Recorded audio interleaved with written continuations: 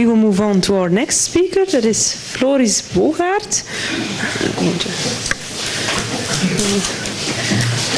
Floris Boogaard obtained his master in water management at the TU Delft in 1998, and after a few years working as a consultant in a consulting agency, TAU, he has also returned partly to the TU Delft to perform PhD research in water management. The contribution he's going to present today is the result from a collaboration between these two institutes, as well as by two other institutes, which are WaterNet and Pennin Water Group. Please, the floor is yours. Yeah, thank you. Good afternoon.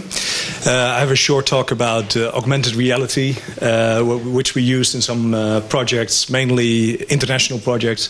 You see a lot of labels left down corner. I'm not going to explain them all, but they will get into the presentation. So. First of all, I would like to start off with the pilot Watergasmeer. That's where the augmented reality is applied. Some of the problems and some solutions done by flood mapping, for example.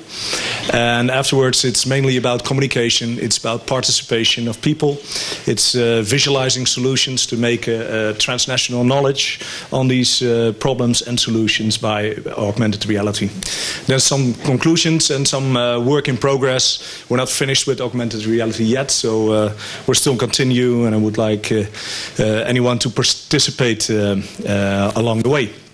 So, a lot of lines about the project, but Watergasmeer is one of the areas in Amsterdam which is a low-lying area.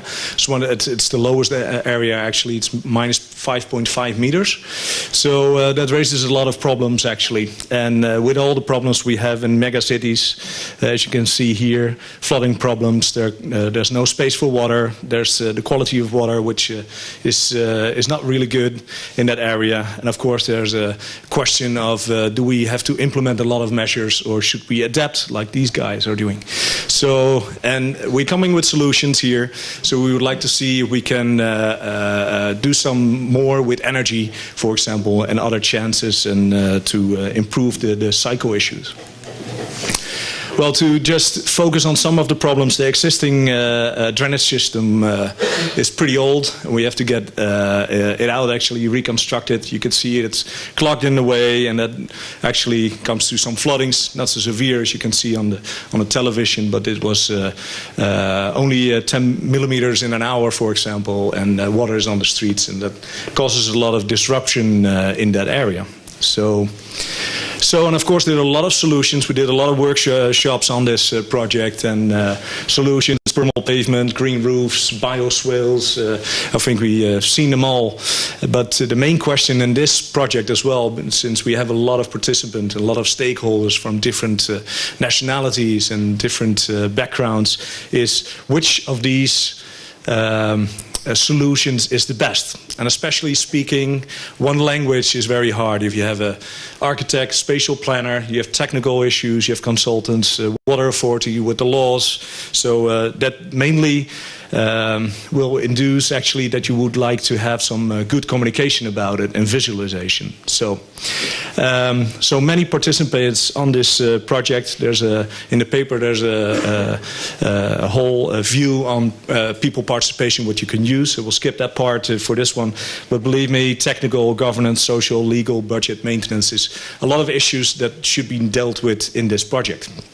So, what we don't need is probably a thick guidance book, but need interactive communication tools.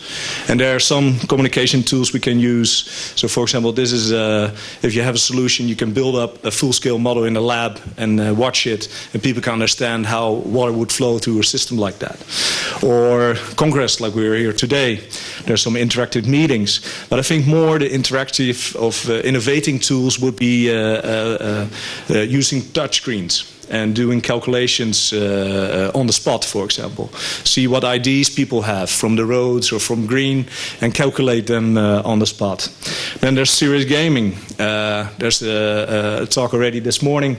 We'll go have a talk tomorrow about Watertown, which is an international game as well. And but now we focus on augmented reality, using iPhones and information to make things visual in the area.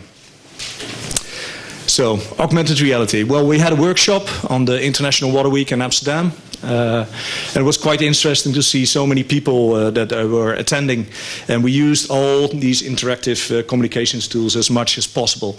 So we had the touch screen, we had interactive communication tools like augmented reality, and that proved that we had a lot of solutions like I showed you before.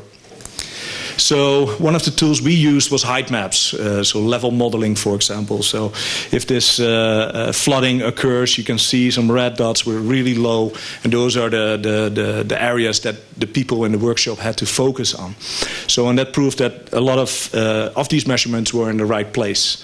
So of course you can make these models flow patterns from height models. So what you can see here, for example, is that a lot of water would go to this square in this area, and one of the solutions is the water square that's been implemented in Rotterdam, for example. And for the international people, maybe some of interest, Johan Cruyff lives here very near, the football player. So there's an augmented reality tour that you can visit that I will show you some later, and there are some interesting things about it. So. And like I said, there were a lot of solutions on different spots, and now you can fit it in. So it's like a puzzle you did with a lot of stakeholders, and it was quite interesting to see that they came up, especially because it was an international group, that they came up with rainwater gardens from Australia or the bioswales from around, and there's some storage underneath the houses, for example, which made a wide variety of solutions where we were very happy with. But we had some problems with explaining people what would they look like what is a rainwater garden, what would it be in my street, because you have to give up a parking space, for example. So in that case we used visualization tools. About the flood mapping, if you want some more information, look for Depth of the Gully. It's a presentation of the SATS conference latest in Coventry, and it's about what you can do instead of traditional engineering like drainage systems. So. But back to augmented reality. This is Amsterdam. We're around here. And this is Watergraafsmeer, the lowest point of Amsterdam, minus 5.5. And these are some points of interest. Well, if you zoom in, you can see some point of interest. There are 36 of them you can visit with your iPhone. So, well, let's focus on just one of them. This is Juliana Park, it's called. And if you go there with your iPhone, just take a stop at the Amstel station and go out. And if you look on your iPhone, your Android, you will see some points of interest, and Juliana 5 is one of the first of them. So, and then you will be here. Does anybody know what this is? Well, this is the moment, yeah, of course, Jeroen Langeveld knows. Well, this is the point that you get your iPhone out and you will try to get some information. This is a sediment basin, and just to explain you what you can see in the field, because this is very hard to explain without visual aids. This is, I have to get to the front. This is the blue lines is the rainwater system, for example. Can I move around? Yeah, that's better. The blue lines is the rainwater system, what we can see here.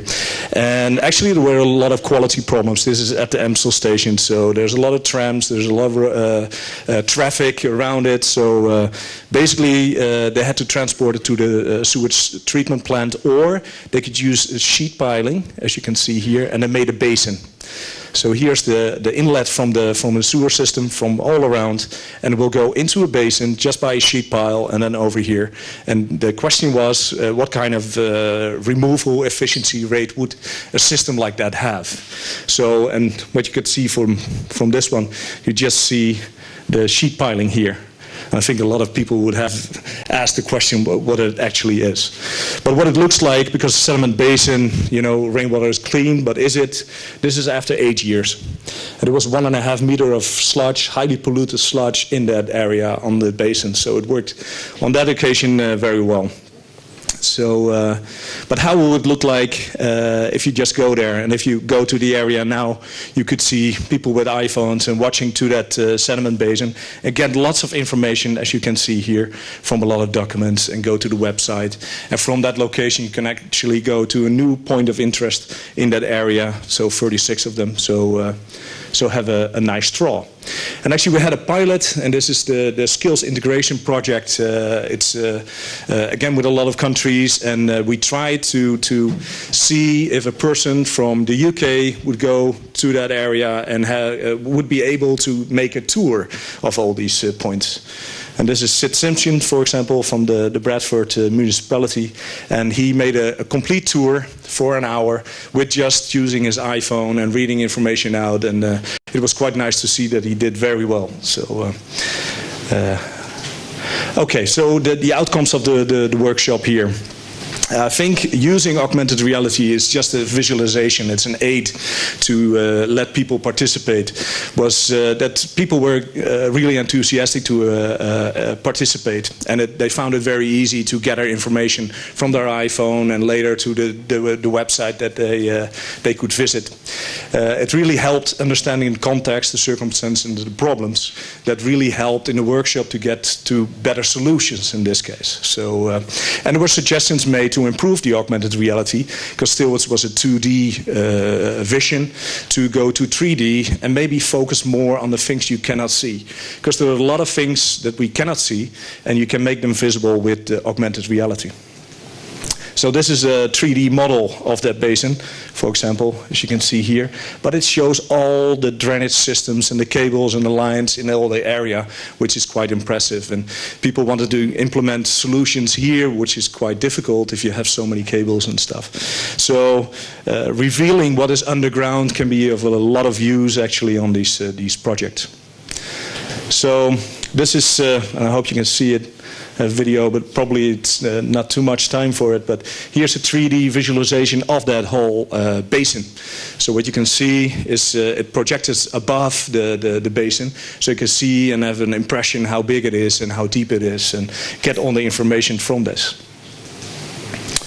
So, conclusions. I think, well, augmented reality proved in these projects actually that it was a good communication tool to get people understanding the problems and the solutions of it. So, and actually a lot of stakeholders were involved because of this innovating tools, and were more enthusiastic to participate in these projects. And of course it will be further developed, and a lot of suggestions are made to come up with new augmented reality things. Some of them, just in short, I talked already about 3D visualization, linking it with social media, for example, could be very interesting to see flow heights and try to use that to be awareness, for example, of buildings, how much water they use, to try to people that they will use less water, for example, is one of the things we could do with augmented reality, and show, for example, drainage systems, which can be of use of visualization, what is under the ground. So, well, last not least, more info. Actually, go to this site and you will get a lot of info on how to get layer and make the tour. And if you just go to that area, you could use it. And there's a lot of more information actually on the paper, the reference, with a lot of videos. You can see the 3D model and etc. So that's actually what I want to say. Yeah. Thank you for your presentation. Some questions. Yeah. Marta Buitenkamp, Anantis. You said that with augmented reality you can reach other groups than you can reach with the traditional communication methods. Could you tell something about those other groups? Who are they? Yeah. Well, mainly it's very hard to get residents from the area in projects like this. And most of the people that were new into this, because they went to the website and had iPhones, we could reach those peoples. Because mainly, sorry to say, but mostly there are more elderly people involved, and to reach the younger people, so to say, that was a really a new group actually. And yeah. Dutch and not Dutch? Well, mainly Dutch, in this area. Yeah. Well, it's all in English, so we used it for International Water Week, for example, or the Skills Integration New Technologies. But then you really ship people in to do it. So, but for these projects, Betondorp, for example, which is a really Dutch part, most youth from that area was quite interested to see what is actually in their environment. So, yeah.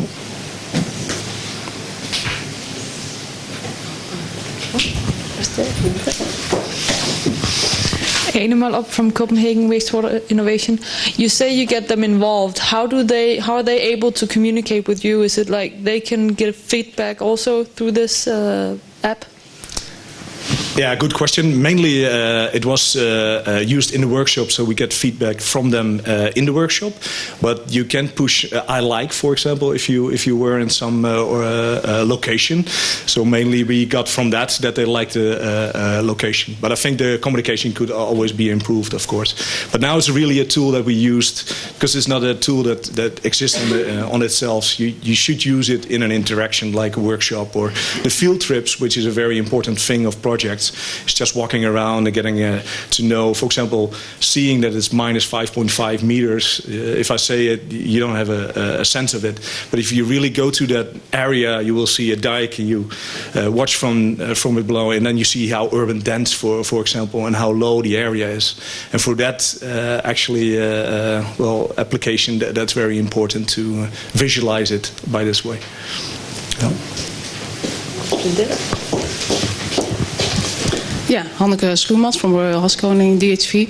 It looks impressive. Is it really that you look through the iPhone and you see the 3D image? Yeah. So you developed quite a lot of software for it, or was it available already on the... No, it's mainly available. You have to do the 3D modeling and then put it in a layer. I didn't do the modeling myself, but it's really 3D. So if you walk around it, you see the storage tank, you see it move.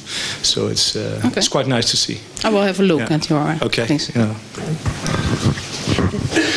Related to that, maybe also a question: what was your main audience? For instance, for the Watergraafmeer project, was it maybe mainly people from the neighborhood, or what did you want to get out of that? Was it creating awareness, or also really will it influence your decision making on the final? Yeah. Project? Basically, there were a lot of reasons. We got so many applicants to the workshops with so many different backgrounds that it was we need to do something basically. But the main object was, of course, decision making. We had some solutions and which we liked as an audience, and the most liked we would like to implement. So actually, it was more. And it's really the most liked that you take, or not all.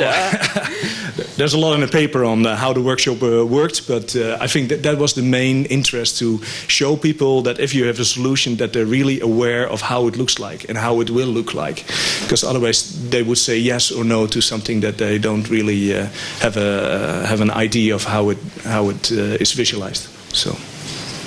You have any idea on how many people you reached from your target audience? With the workshops, it's about, I think, 150 people just in the workshops. But then again, if you see how many people downloaded the guideline for moving around on the iPhone, it's more. It's like 200 or 250. So, yeah. And this was available for people in the neighborhood, or also for other people interested? Mainly about the neighborhood. Yeah. Because I presume maybe other people. Because that's the most important target group, of course, you want to have.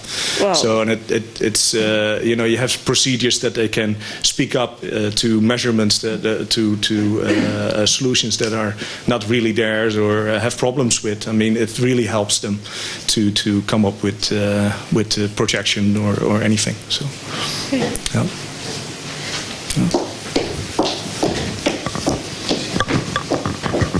Hi, I'm Frederik Gerbers-Duinert from Nederlands Schuurmans. I was wondering, you do the visualization, and it really looks awesome. I think the idea is really great. You said you could project water levels as well, but do you also do the step in between, the computation, or is that you can present results? Do you do the modeling yourself? For example, the solutions people came up with, could you implement them and show the results, or is it?